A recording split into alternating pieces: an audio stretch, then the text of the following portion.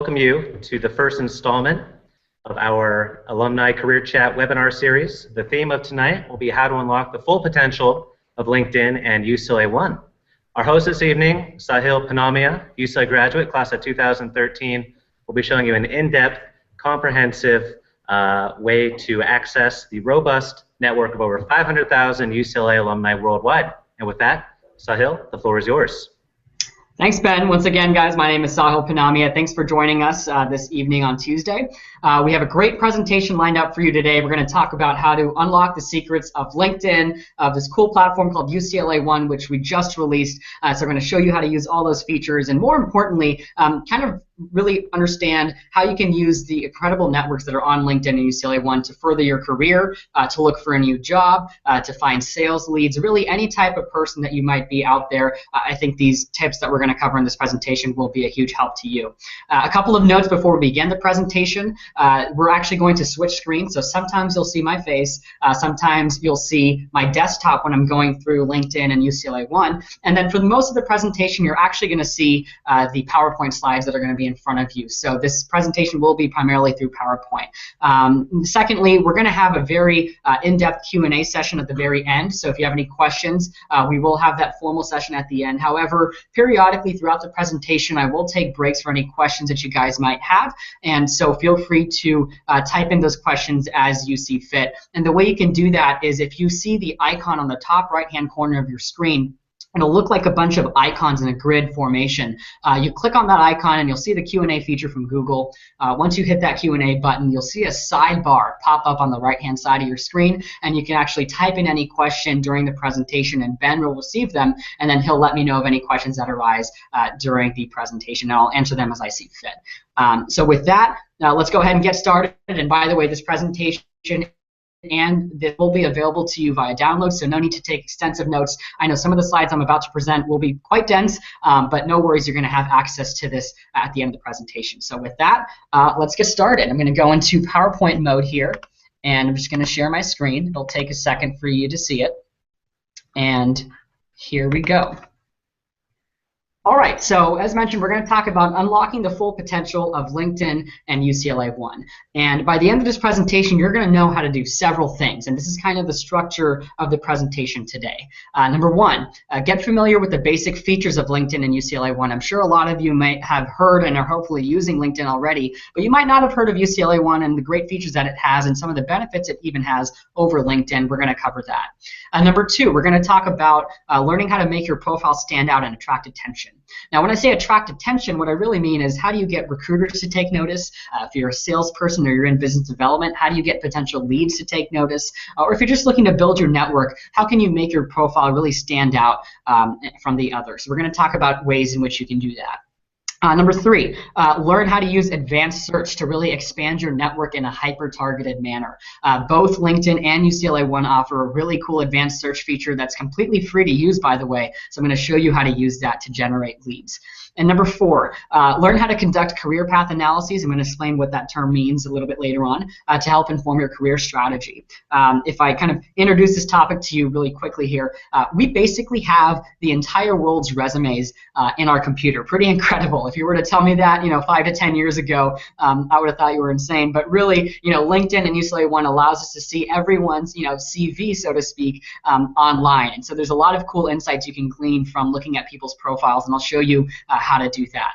Number five, contact professionals in your industry to conduct informational interviews. So if you're out there right now, you're looking for a job, you want to transition into a new career maybe, or maybe you just want to expand your network or mentor other people, I'll show you how you can use advanced search to actually reach out to professionals on LinkedIn and UCLA ONE who you might not know personally, and I'll show you how to actually get in touch with them, the messaging template you can use to reach out to them, and we're really going to break it down into a step-by-step process, so look forward to that. And lastly, kind of learn more broadly how you can strengthen and leverage UCLA's alumni network using all the tools that we covered today. I'm really going to pack it into a couple of short bullet points to really help kind of orient you into leveraging UCLA's alumni network. So with that, why don't we go ahead and get started with number one you see in the dotted orange box here.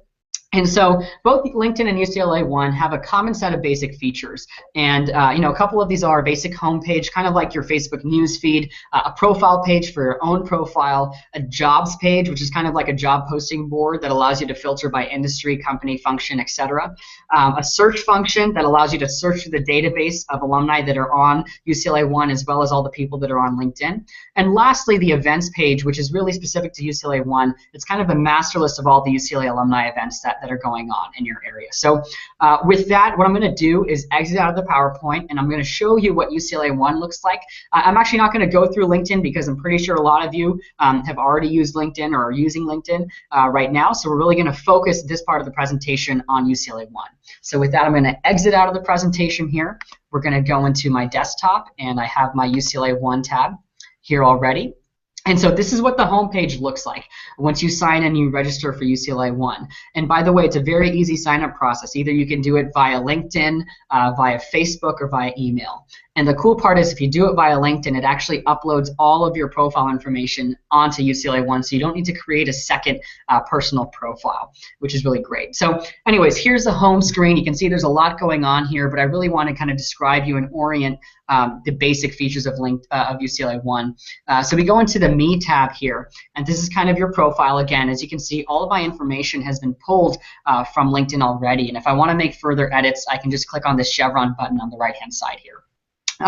We have updates from my contacts, an album of pictures. You have a list of events that are going on in your area. Again, this list will continue to be built out as the UCLA ONE network continues to grow. And if you're hosting any events, by the way, feel free to get in touch with the UCLA ONE representative, and we can add that event on here. Here's the directory search feature coming up on your screen in a second.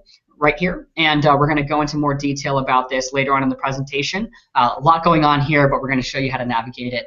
You have news, you have your jobs page, which is another great feature, again, exclusive to UCLA alumni. And if you're out there and you're a hiring manager, or you have the ability to post a position for your company, definitely post it on UCLA ONE, because you're going to have access to UCLA alumni, recent graduates, and that sort of thing. So if you want to target Bruins, there's no better way to do so. And then you have access to your messages up here with this envelope feature here. So with that, that's kind of the basic layout of UCLA ONE. I know I went over it kind of quickly, but feel free to register. It takes just a couple of seconds, and you can play around with the website. Again, a lot of great features that we're going to talk about during this presentation.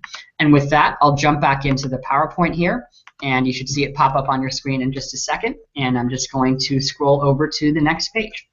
So we kind of know the basic features of LinkedIn and UCLA ONE now, and now let's actually talk about how to make your profile stand out and attract attention. And so there's several keys that I've identified to making an attention-grabbing profile, and I'm going to break this out into a step-by-step process. So the most important point is having a profile picture that's professional. Again, it shouldn't be your Facebook profile picture. It should be something that's a little bit more professional. You're dressed in business casual or business professional. Again, your first impressions are very important. Number two, having a specific profile title. And what this means, and I'll show you this in a second, instead of just having your job title as your profile title on LinkedIn or UCLA ONE, actually tell the person what you do. So in a couple words, explain what it is that you do, and I'll illustrate this in a second. Number three, having thoughtful descriptions for each of your job experiences. Now, I think it's very easy to just cut and paste stuff from your resume and just insert those bullet points into your LinkedIn and UCLA ONE. But if you actually take the time to create a thoughtful narrative, kind of like a cross between a cover letter and a resume, I think that really helps people get a sense for the type of experience that you have. And we're going to talk about how to do that in a second. Work samples are great to the extent that you can publish publicly any non-confidential company information or projects that you've worked on. You definitely want to get that cleared by your company, but once you get the okay, it's very a good idea to give people an idea of the type of things that you work on. Next is recommendations and endorsed skills. So basically on LinkedIn, you can actually ask people for recommendations for yourself, and they'll post them publicly. And you can actually get endorsed for specific skills as well, and we'll talk about that shortly. Next are groups. LinkedIn offers a great feature to kind of join all types of groups from varying types of career interests, professional interests. There's several UCLA alumni groups as well, and they're a great kind of forum online to meet other people and discuss certain trends in the industry that is relevant to you. So groups are a great thing to kind of be a part of. And lastly, and my personal favorite is actually publishing articles. So if you go to my LinkedIn profile, which we're going to stock my own profile in a second, you're going to see that I published one article about a year ago, and it got quite a bit of traction and opened quite a bit of doors for me. So again, what's cool about this is you don't need to have a blog where you have to worry about, oh, how much traffic do I have coming to my website? With LinkedIn, you can just type up an article and publish it, and all of your connections and then some will see that article. So it really provides you an immediate platform to kind of voice any kind of experience or thoughts that you have about anything. So that's kind of the high-level keys to building an attention-grabbing profile. But let's actually see all of this in action, and we're going to look to my profile on LinkedIn as an example of doing this. So I'm going to exit out of the PowerPoint right now, go back into the LinkedIn page here, and here's the home page, and I'm already signed in. I'm going to click on my profile. And so let's quickly walk through what my profile looks like here. So as you can see, I have a picture done professionally. Here's the specific title. So my formal title is Associate Consultant at L.E.K. That doesn't really tell people what I do. Very few people really know what an Associate Consultant at L.E.K. means. So instead, what I decided to do is tell people, what am I really about? I'm really about media and entertainment strategy consulting. And so that's kind of how you can make the blue highlighted rectangle here. That's how you can make it more specific to really target your resume. And this helps recruiters, this helps people in the industry who might want to reach out to me for consulting services really, identify that I'm the right person to reach out to. As you can see, as I scroll down here, here's one of the posts that I recently did about a year ago about 4 things you need to know about building your career during college. Again, just something that I was knowledgeable about, decided to write it up and post it on there, and it got a great bit of traction. So that's something you can do right now. And as we go down to my experience here, now here's an example of where I've taken stuff from my resume and I've crafted into sort of a narrative. So if you read the first couple of sentences, I kind of say, fun things like we're truth seekers, we're kind of the mythbusters of the business world. Here's a couple of things that we do as a firm, but then more specifically, here's my experience. So it's kind of, again, a cross between a cover letter and a resume and kind of blending the two together into a very fun, easy to read narrative that clearly explains to other people who might not be familiar with L.E.K. Consulting the work that we actually do. I'm going to scroll down here, and basically you see some of the work samples that are publicly available. So there's nothing confidential in here, but gives people an idea of the type of work that I've done at L.E.K. A couple of more positions that were a bit junior level at L.E.K. that aren't really relevant anymore, and then some other experiences down here. If we scroll all the way down, you can see the organizations that I was involved with, both at UCLA and after. And if we scroll all the way down, you'll see some of the honors and awards that I've received along with my education. Go Bruins! And the groups that I'm a part of. And you can also follow people on LinkedIn to kind of see any kind of posts that they publish as well. So kind of like Facebook or Twitter. And so that's about it. And as you can see, LinkedIn has given me an all-star ranking. And what this means is it's a rating based on the completeness of your profile. So a good sense of whether or not your profile is complete and attention-grabbing enough is if you get that all-star ranking from LinkedIn. With that, I'm going to go ahead and switch over to the PowerPoint now and go on to the next part. But before I do that, I want to take a quick Q&A break. So what we're going to do is go back into camera mode here, and I'm going to open up the floor to Ben for any questions that we might have. Wonderful.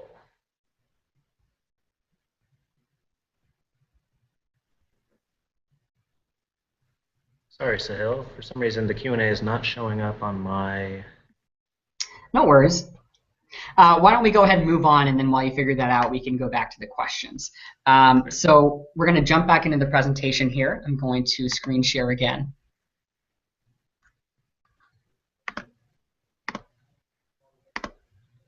Okay, and you should see the PowerPoint coming up right here. And now let's get into learning how to use advanced search to expand your network in a hyper-targeted manner. So what can advanced search do for you? A couple things. Number one, conduct a career path analysis, and we're going to talk about that in a second. Basically, learning from other people's experiences, we can kind of help inform our career path and our career strategy. Number two, source informational interviewees. These informational interviews are great if you're looking for a new job or you are looking for someone to chat with just to learn more about the industry or just expand your network. I'm going to go into that later in the presentation. Number three, identifying hiring managers. So this is a great one. You can actually find recruiters and people who have hiring power on the LinkedIn and UCLA ONE network, so you can actually reach out to them and uncover the hidden opportunities that may not be posted explicitly on job sites. And number 4, find talent. For those of you that are listening that might be looking for talent to join your team, this is a great way to kind of search for people who might fit a certain background or a certain set of qualifications. So again, if you don't have the luxury of having a recruiter dedicated to your posting, you can actually go out and do the work yourself. And LinkedIn has made it very easy to do so. So with that, I'm going to exit out of the presentation here and go back to LinkedIn to show you how you can use some of the advanced search features. And again, I know I'm going pretty fast in between screens, so no worries if you don't get everything. You can still go back to the presentation after today and rewind and that sort of thing. So again, here's my profile. I'm going to click on, so we see here at the top we have the search bar, but then we have the advanced button over here. And you can click on the advanced button and basically you get a pop-up box that should come up in a second. And we get a lot of variables we can search by. So let me orient you. On the left-hand side, we can search by keyword, name, title, school, location. What's cool is we can search by their current company, their past company, even their language. And then if you have LinkedIn Premium, it gives you even more search functionality as well. And so let's go through an example right now. And let's say for the sake of discussion, we wanted to work at Disney within their Parks and Resorts department here. And not only that, but I want to talk to Bruins. I want to talk to alumni who might already work in the Parks and Resorts department. I wonder how many people work in the Parks and Resorts department there who are Bruins, and hopefully we can have some great conversations with them and open some doors. So as you can see, I've clicked on UCLA in the school, entered Parks and Resorts in the keyword, and also entered Disney as the company. Let's click search. Wow, 200 people, 200 Bruins that work at Walt Disney Parks and Resorts. Who would have thought, right? That's a lot of people. So as you can see, we can scroll down here and see everyone's profile and see who are the relevant people to speak with. And there's obviously tons and tons of pages. You can filter even more by location, by their current company. So maybe they previously worked at Parks and Resorts, not anymore, and that sort of thing. So for the sake of example, let's click on this person's profile here. And what we can do is, look through their profile, and I'll talk to you about the career path analysis shortly. But basically, we see they have a bunch of great experience. We can get a sense for the types of things that they did. We can also see the skills that they have and the fact that, okay, this person did their MFA at UCLA. Great. So you can go ahead and then reach out to them by sending them an InMail. And I'll talk about that later on in the presentation. But basically, you can see advanced search allows you to find some pretty cool targeted people, not only to find job leads, to find recruiters, but also to source informational interviews if you need them. Now let's go on to UCLA ONE, and UCLA ONE is really interesting because it offers the same functionality largely as LinkedIn, but it actually goes a step further in some ways. So let me explain that to you. If we click on the directory, and let's use the same example, let's search by keyword Disney here and click enter, and we get a list of 48 people here that are Bruins that work at Disney right now. And on the right-hand side, you'll see the gray and black box here, which is basically your advanced search, kind of the same thing as LinkedIn. And so you can search by name, affiliation, location, whether they went to UCLA, obviously they did, but their field of study and the type of work that they do right now, their position and that sort of thing. But here's the cool part. UCLA ONE actually asks you when you sign up for a profile, what is your willing to help? And your willing to help is a couple of things. So if I open this up, we'll see you can select I'm willing to introduce others to my connections, open doors in my companies, willing to be a mentor even.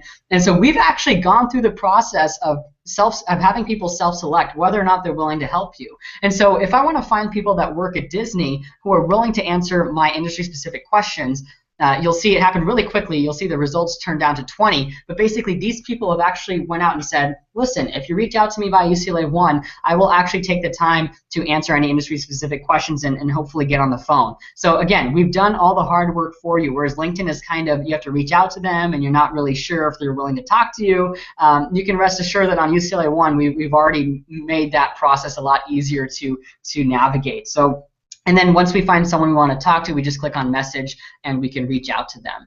Pretty easy and cool feature there. And so that's some of the high-level benefits of advanced search. And so with that, why don't we go ahead and move on and power through the presentation there.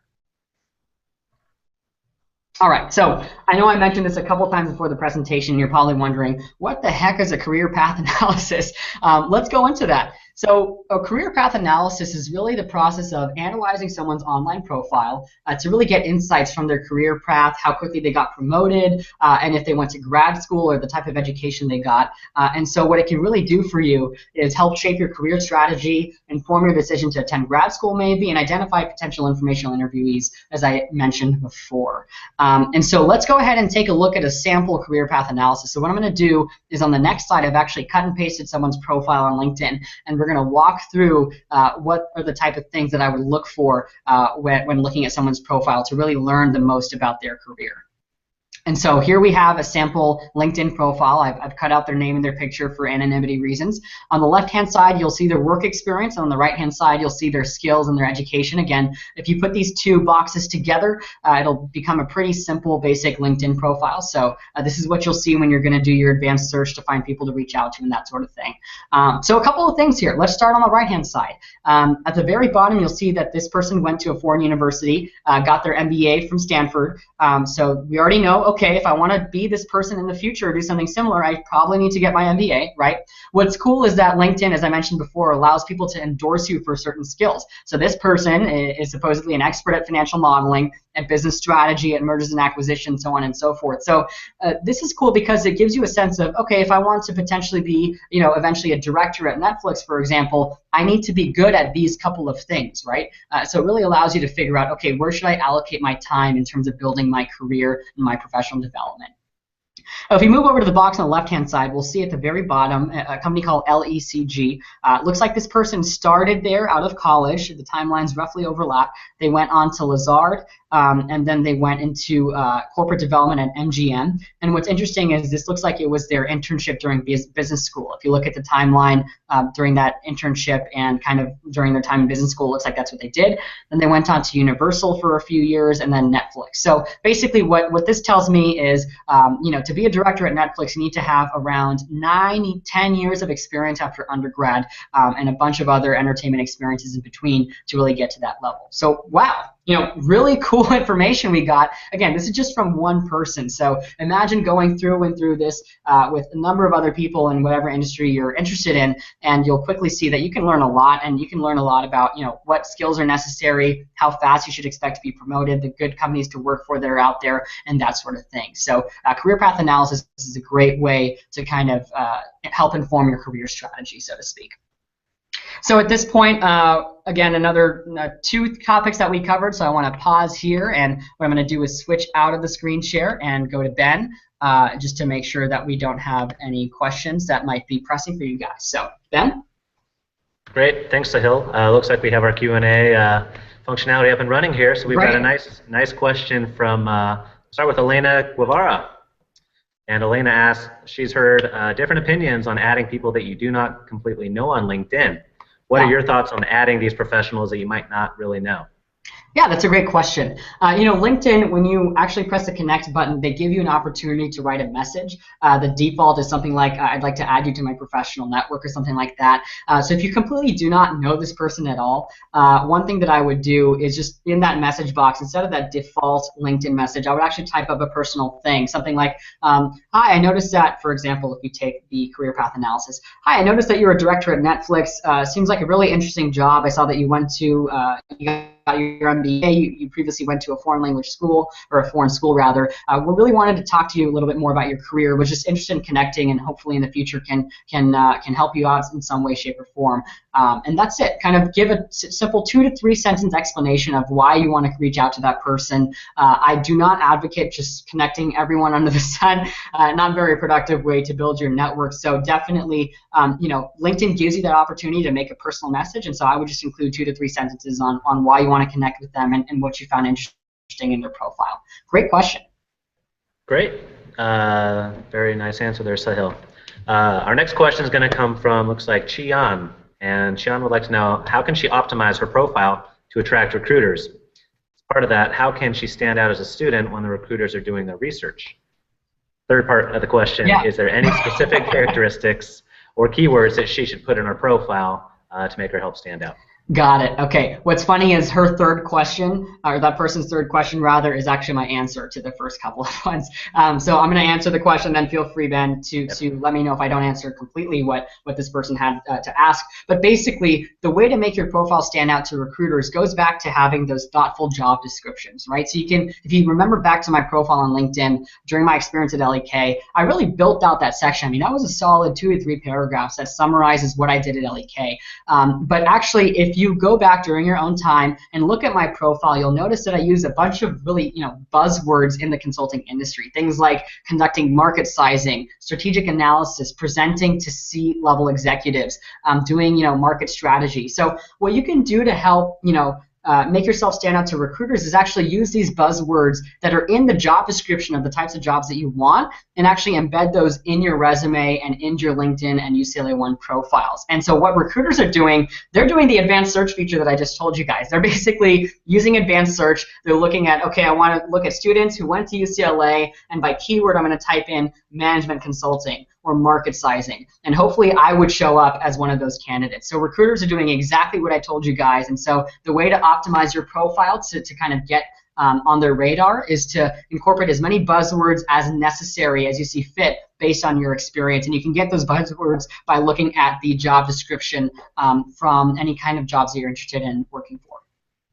Wonderful. I think that covered most of the question there. So we'll take one last third question, and then if that's okay with you, we'll get back into the presentation. Sure. Yeah. Our third question is coming from Joey Abram, and Joey would like to know what are your thoughts, Sahil, on the background, cover photo in LinkedIn, and how that might also translate to UCLA ONE as well.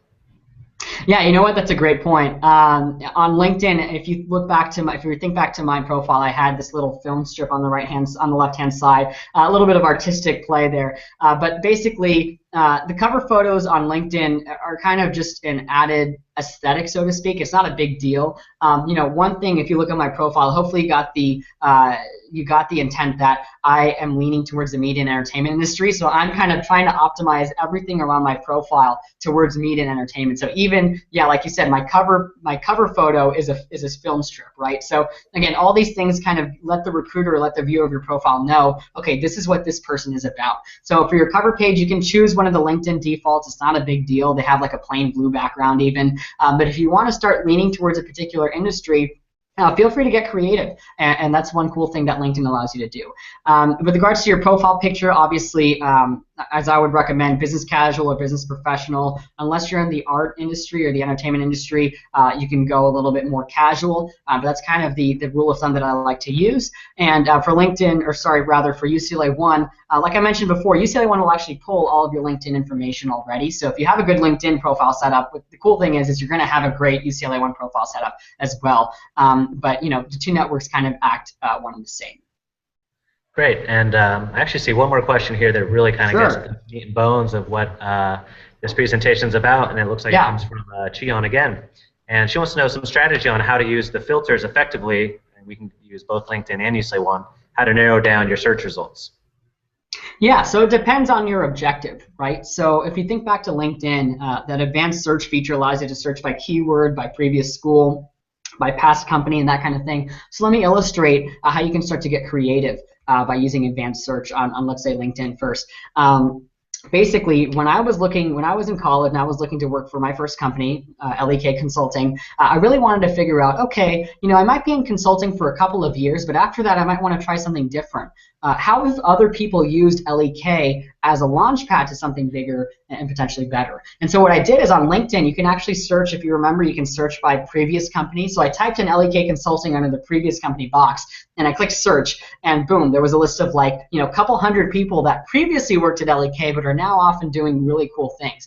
And so I looked through all of their profiles and said, oh, okay, there's a pretty good media and entertainment presence amongst L.E.K. Consultants. And so that's, kind of gave a light bulb in me that said, okay, if I want to potentially pursue a career in media and entertainment, looks like L.E.K. is a great stepping stone towards a potential career in that industry. So that's one kind of creative way you can use advanced search. One of their specific examples is, the prior company search variable there. There's a ton of other examples. If you're thinking about grad school, let's say you want to go do a program at Pepperdine, you can type in Pepperdine in the school and click search for a particular industry by keyword or by company name, and you can say, okay, people who go off and get their MBA or whatever, their master's at Pepperdine, Pepperdine, this is the kind of stuff that they're working on.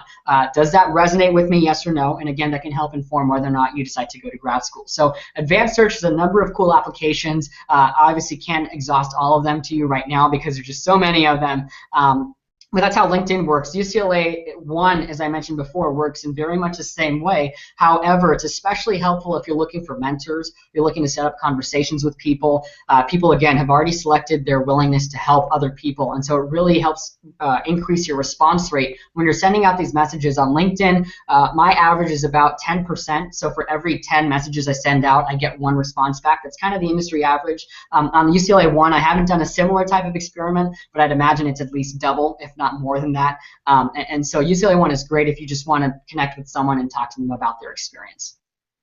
Great. As I'm looking at our Q&A here, Sahil, I'm seeing some great questions. So if you don't mind, if we can maybe do a couple more and wrap it up and then get back, if that's okay? Yeah, let's do one more. And then, as I mentioned before, there's going to be a formal Q&A session at the very end for any kind of questions that I don't get to answer right away. Sounds great. So final question here. This is coming from Andrew Kwan. Okay. He would like to know, Sahil, what would you recommend for someone utilizing LinkedIn and UCLA ONE if they're looking for a career change, and what your advice might be? If they're using LinkedIn or UCLA ONE and they're looking for a career change, right? You know what? I'm actually going to punt on this question because I'm going to cover that exact same topic in the following slides. And if I don't answer your question, please let me know, Andrew, and I will cover that explicitly in the formal Q&A session. Wonderful. Sound good? All right, let's move on to the actual remainder of the presentation here, coming up on the tail end. I know this is very fast-paced, but wanted to make it exciting and insight-packed for you guys. So I'm going to share my screen again. You'll see it in a second. I'm going to go back to PowerPoint, and I'm going to blow this up. And okay, so we're going to cover number 5, being able to contact professionals in your industry to conduct informational interviews. Now, Andrew, this answers your question exactly, hopefully. Informational interviews have a number of critical benefits for your career. Number 1, they help you expand your network, right?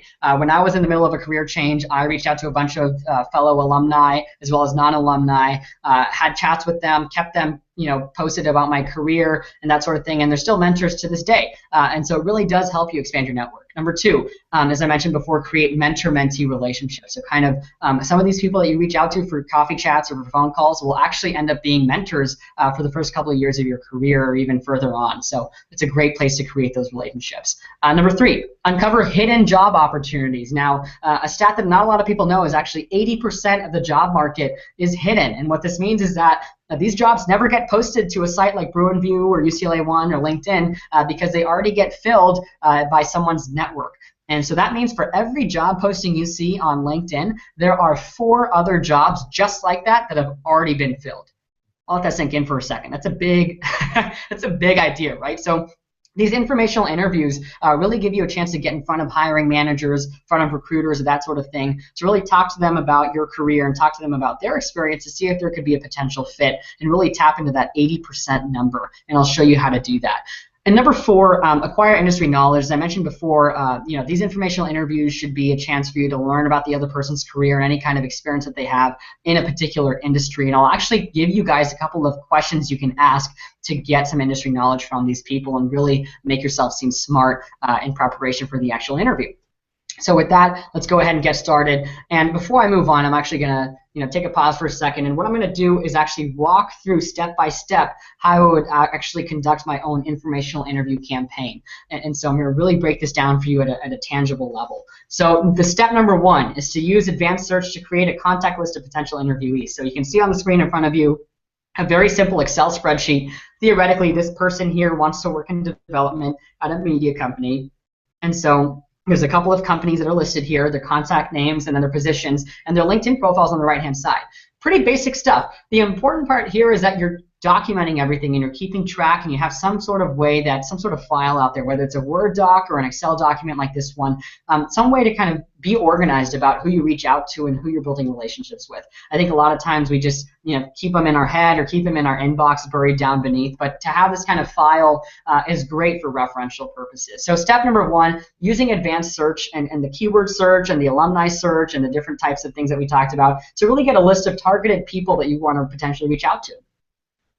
Next, you can actually, as I mentioned before, go to the contact's profile page on LinkedIn. This is a LinkedIn example, and actually send them what's called an InMail. Now, here's the deal with InMail. LinkedIn charges to actually get InMail, and basically I think how it works, don't quote me on this, but you pay $30 a month for the job seeker platform and you get 3 InMail.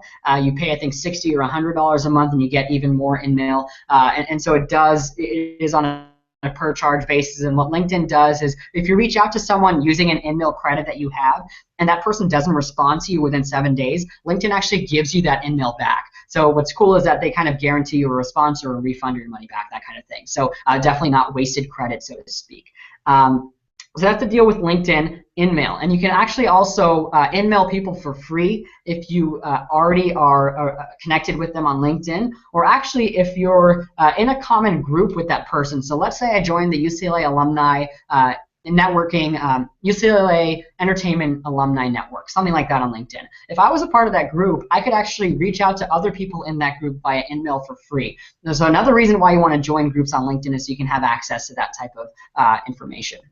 But here's the cool part. UCLA ONE works in the same way as LinkedIn. You can click send message, but you don't need to buy any InMail credits. UCLA ONE is completely free. And so like I said before, it's just as easy. You click send message and you get a dialog box on the right-hand side. You can see step 2, and you can actually do the same thing you would do on LinkedIn, but you don't have any InMail credits to worry about. So this is why I like to use UCLA ONE as kind of my first step to really figure out if there's any Bruin alumni out there that are willing to help out.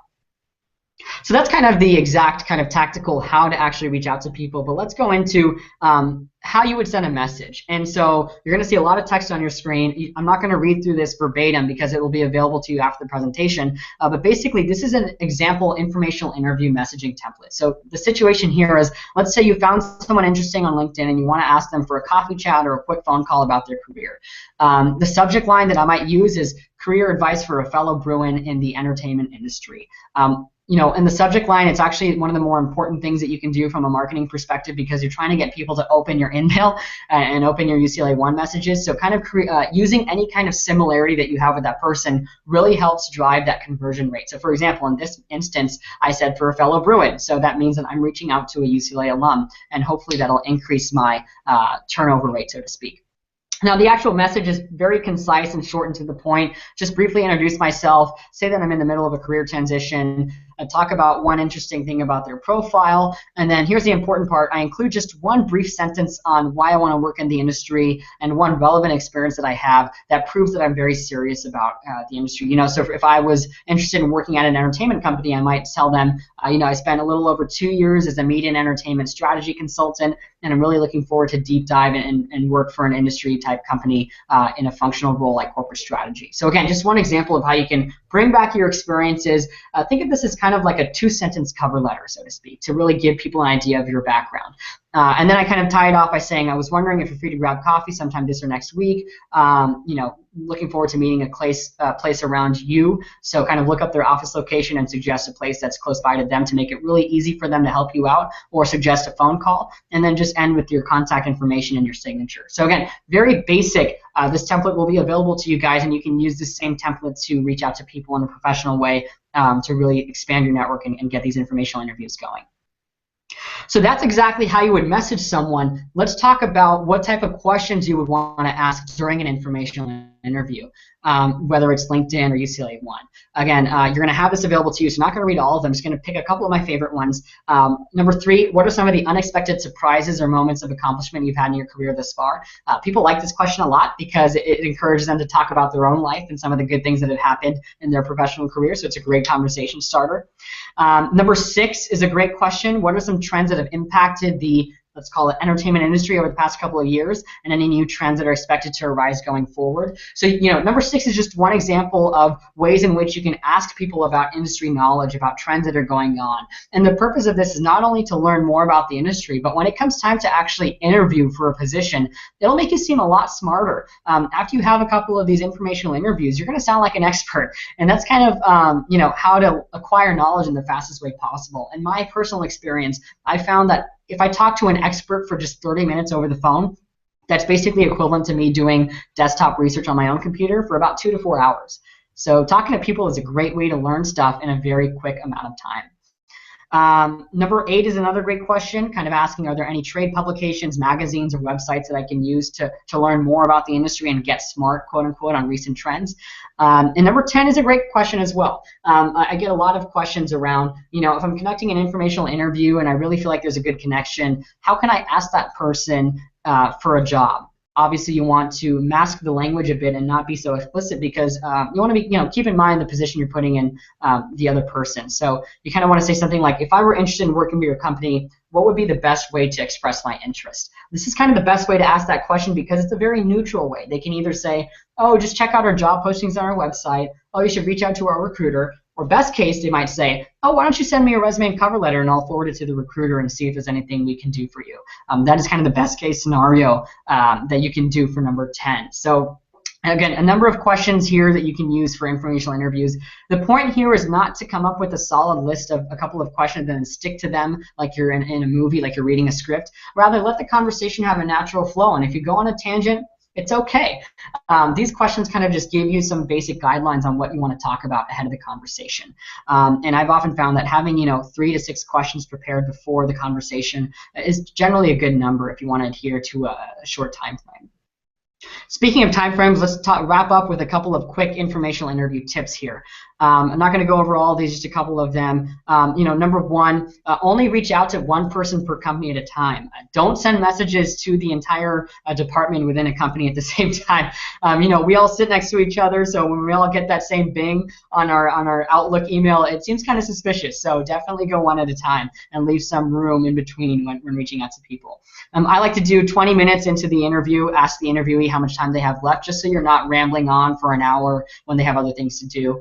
Obviously, buy coffee and pay for their food if you're meeting in person. I mean, you're taking time out of their day.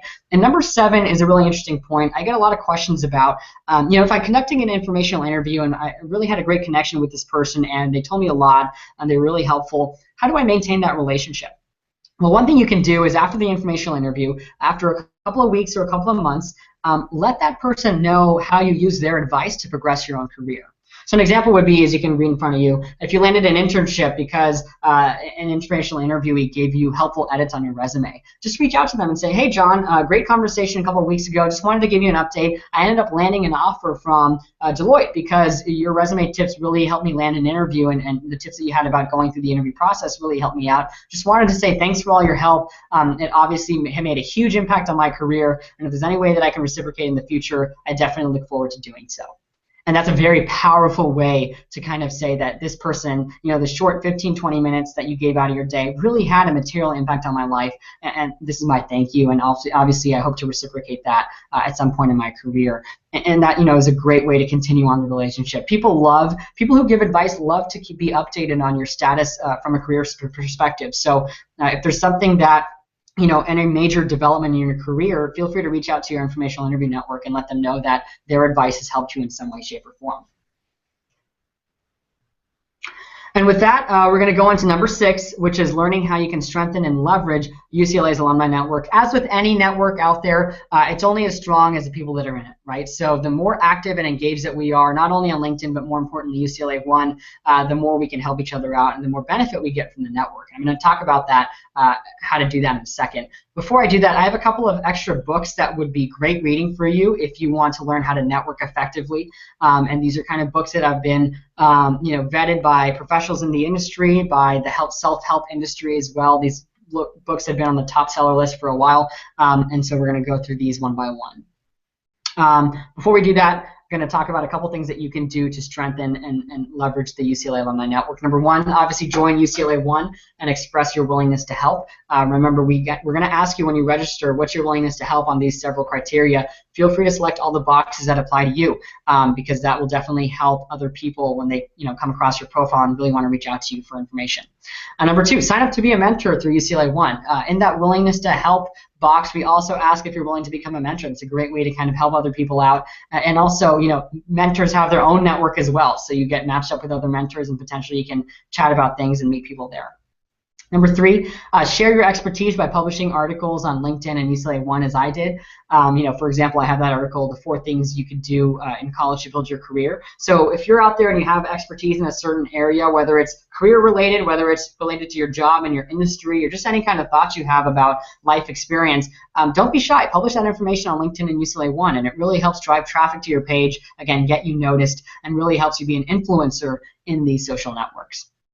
Number 4, attend alumni events and proactively seek opportunities to connect people with each other. This is one of my favorites and requires little effort from your end. Basically, if you're at a networking event and you overhear someone who potentially, let's say, wants to work at Deloitte and currently works in industry, at some entertainment company, for example, you can say to that person, oh, I know someone who recently moved from a film studio to Deloitte. I'd be happy to connect you with them. So playing that kind of connector role, you're not directly helping them, you're just being a matchmaker. But that's one of the key ways that a lot of great networkers out there actually go out and help people, even when they directly might not be able to be of any value. And number 5, do your best to respond to any LinkedIn or UCLA ONE messages from other Bruins. This is a very easy one to do. Whether it's a yes or no, just the fact that you're being responsive really helps make that UCLA connection all the more effective and really gives Bruins a sense of community. So that's one simple thing that we can all do to help make this network a lot stronger. So with that, let's go into the suggested reading list here, a couple of books. Number 1 is called Your Network is Your Net Worth. It's a great book by Porter Gale, and kind of the key lesson to me was give, give, get. Relationships are not about transactions, but instead should heap generosity on others. So it's kind of how networking is really giving. And by the way, you're going to see the common theme between all these 4 books that I share with you about what the really true meaning of networking is. Number 2, Never Eat Alone by Keith Ferrazzi. The key lesson in my view here is networking is about adding value to others even when they immediately may not be able to reciprocate.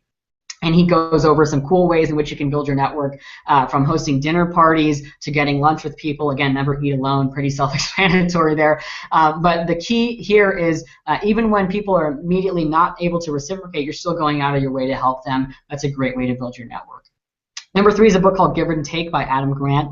Key lesson here is that there's kind of 3 broad styles of relationships. There's a take relationship, which is kind of the classic way we think about networking. Remember those informational or those career fairs and Cobell Commons and that sort of thing where you're just asking people for jobs. That's kind of the classic definition of networking. The more advanced version would be matching, which is basically you give me a job, I'll help you back in return. It's kind of a transactional level thing, which if you refer back to the Porter Gale book Experience, she says it's not really about transactional experiences. So I much prefer the third type of relationship, which is giving, which is the most effective, which is giving even when the other person might not be able to help you right away, and that's the most effective way to build your network. And then number 4 is perhaps the most influential book out there. This author is legendary Dale Carnegie, How to Win Friends and Influence People. And the key lesson to me was always think in terms of the other person's point of view. So, for example, if you're reaching out to people on LinkedIn or UCLA ONE for an informational interview, think in their terms of view.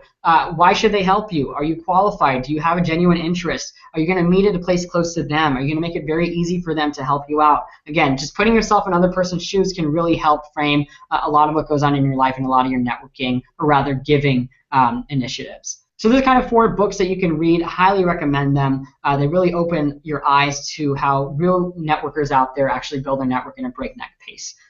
So with that, I'd like to end this presentation just by providing my contact information. If you have any questions about what we covered today, any questions about your career, feel free to reach out to me. My email is sahilpunamia@gmail.com, just my first and last name. My email will also be available in the description box for the video.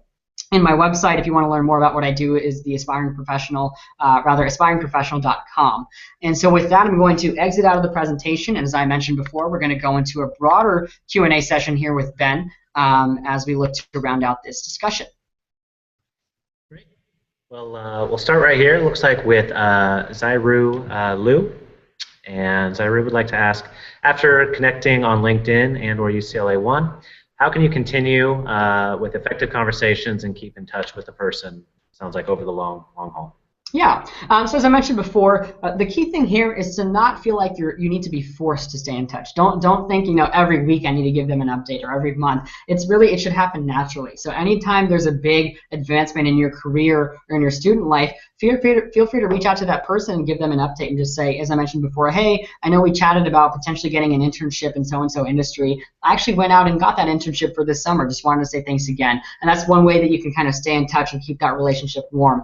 Another way that I like is if you talk to that person about a specific topic or a specific industry trend, if you come across any news articles online, feel free to forward it to them. That's one of my favorite ways. I just forward like a Google News article or a Wall Street Journal article to that person and say, hey, read this article and thought of our discussion a couple of months ago. I hope you find it interesting. Again, those are some really quick and easy ways. Hopefully you get a sense for, they happen very naturally. Again, if you just discover something in the news or something that happens in your life and you feel like you need to update someone, don't feel like you need to force reach out and say, I just wanted to catch up and see how you're doing. There's really no need for that. Great. Our next question comes from Nick Stein, and Nick comes from a military and service hospitality background prior to graduating from UCLA, and he was told to reach out and ask Bruins about career choices to further narrow down his possibilities. Would UCLA ONE be a good option for him to do this? Definitely, and thanks again for your service, Nick. One thing that I like to do if you come from a particular background, whether it's the military or you're coming from an international student background, is look for people on LinkedIn and UCLA ONE that share those common backgrounds. So, for example, on LinkedIn, search for people that were also in the military. On UCLA ONE, you can do the same as well by a keyword search. And basically, you can reach out to them for an informational interview, again, using the tips that I told you. And you can schedule conversations with these professionals and say, hey, I'm coming from a similar background as you are. What did you do when you were in my shoes? How did you really explore career opportunities? What are some of the lessons that you learned the hard way that you wish you would have known when you were in my shoes at that point in your career? So again, my answer to summarize is basically reach out to people who have a similar background as you do, who are a little bit later on in their careers, maybe a couple years out or maybe even up to 10 years out, and really ask for their experience and their advice. And so informational interviews are a great way to do that. Great question. Here's another question from, looks like Zairu. Zairu is a job seeker and would like to target their search in Asia. How can they connect with professionals in the engineering industry in that region? Yeah, that's a pretty broad category, engineers in Asia. As I mentioned before, advanced search is a great way. You can even filter down by country, by city, by zip code even, by prior company experience, by school, by, if you're looking for engineers that say have C++ coding experience, you can even type that into the keyword search.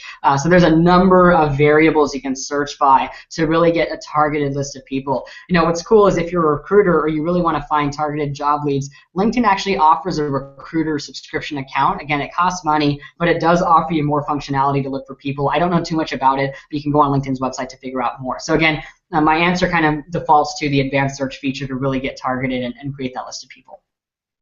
Great. This is going to piggyback on some of your presentation from earlier about crafting emails and generating results.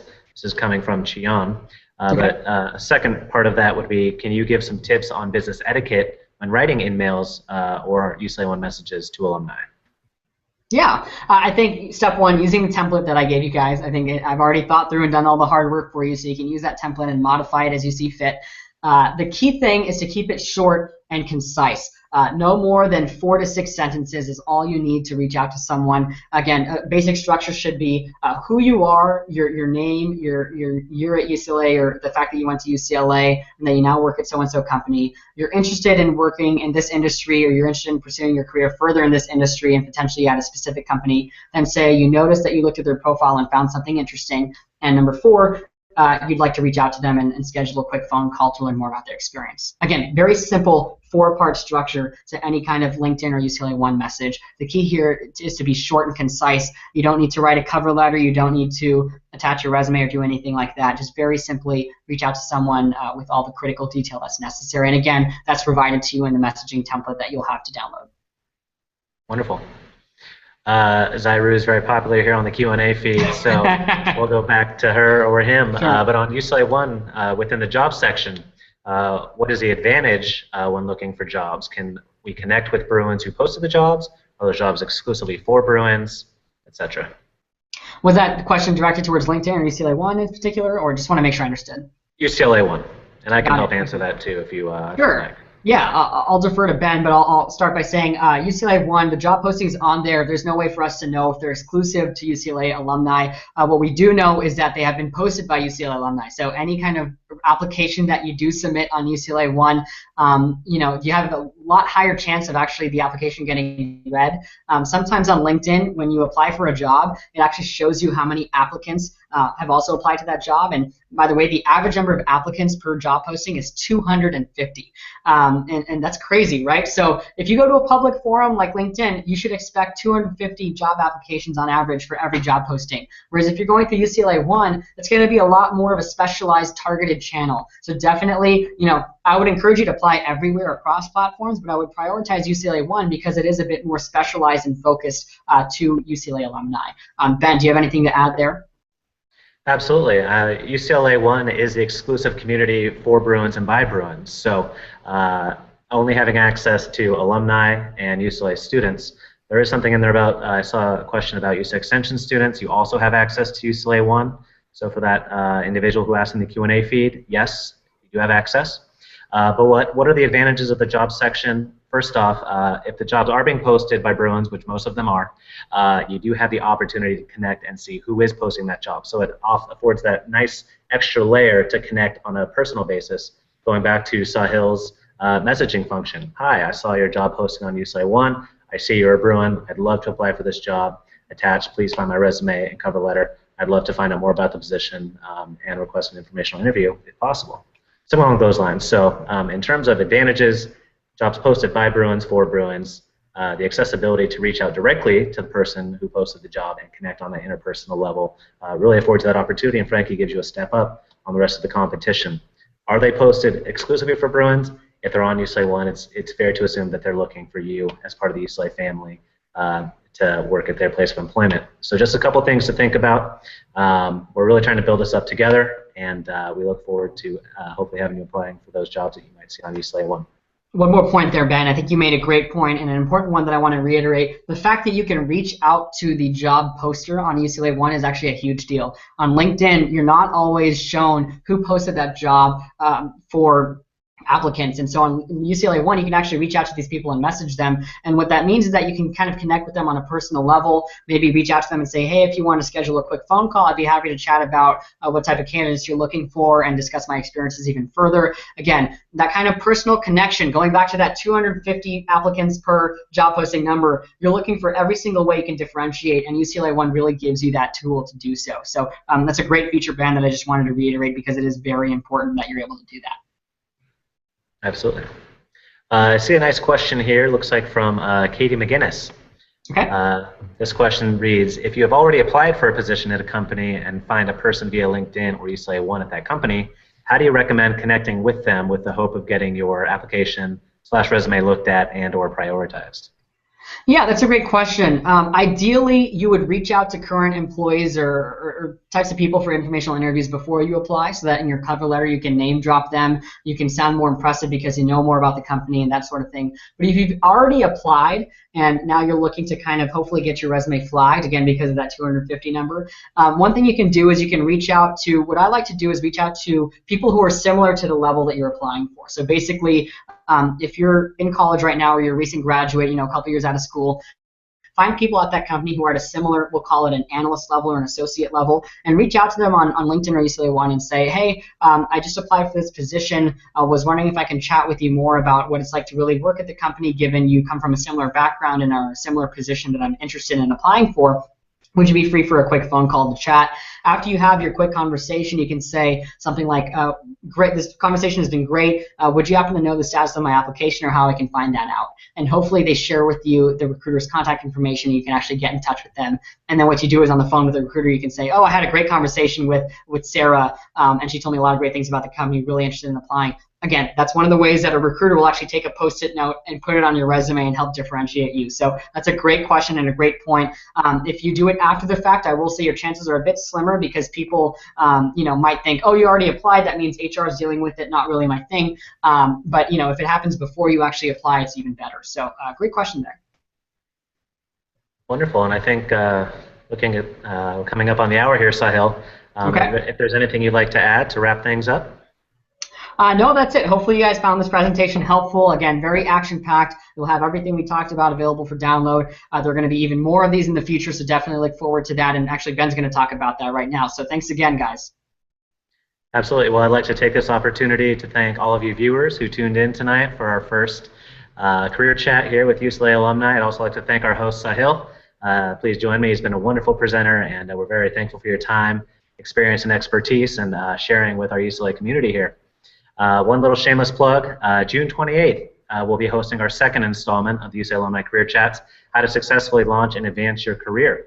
You'll be hearing from successful job seekers, recruiters, and executives. So same time, same place, stay tuned. We appreciate your time tonight. Thank you. Go Bruins.